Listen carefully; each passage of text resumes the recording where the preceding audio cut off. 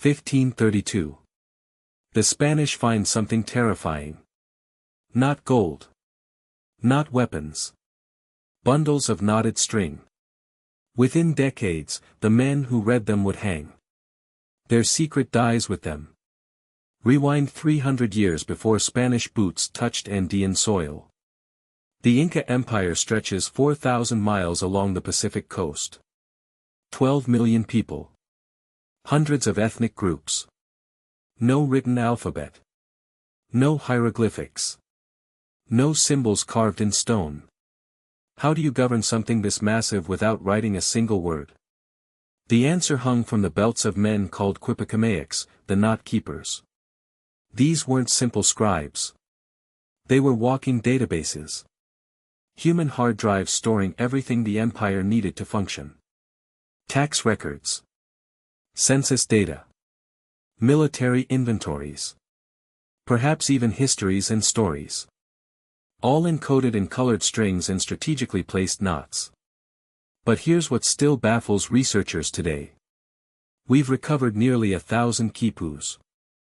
We understand the numbers. Yet something deeper remains locked inside these threads. The mathematics alone would impress any modern accountant. Quipus used a base 10 positional system. Knots represented digits. Their position on the string indicated place value. Units. Tens. Hundreds. Thousands. The Inca calculated imperial logistics with accuracy that rivaled anything in Europe. But numbers were just the surface. If you're following this, drop a like because it gets stranger. Different colored cords meant different categories. Red might indicate warriors. Yellow could mean gold. Brown perhaps represented potatoes. The combinations created a three-dimensional spreadsheet hanging from a single cord. Now imagine being a quipucamayoc. You didn't just read these devices. You memorized vast networks of information, then translated them verbally for administrators. One Spanish chronicler recorded watching a quipu keeper recite from memory the tribute records of an entire province. Every village. Every item. Every number. Perfect recall. But here's where it gets strange. Look at this from a different angle. Some quipus contain patterns that make no mathematical sense. Knots appear in sequences that don't compute as numbers. Colors change without following any inventory logic. Researchers began asking a dangerous question. What if some quipus weren't accounting tools at all? What if they were narratives? Stories encoded in string. Consider what that means. Pause 2's, the Inca might have developed something unprecedented. Not quite writing. Not quite memory.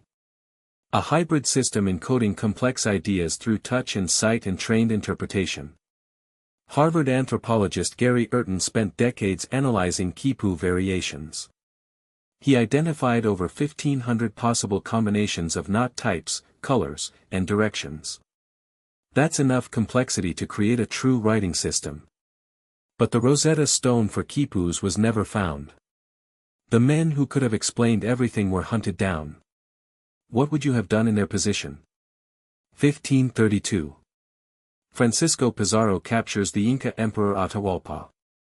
Within a year, the empire begins collapsing. Spanish administrators need to understand what they've conquered. They interrogate quipucamayocs. Initially, they're impressed. These record keepers prove invaluable for tracking tribute and population. For decades, colonial authorities actually used quipus alongside Spanish documents. But suspicion grew. SFX, dramatic sound, Catholic priests noticed something troubling. Quipus weren't just administrative tools. They recorded histories.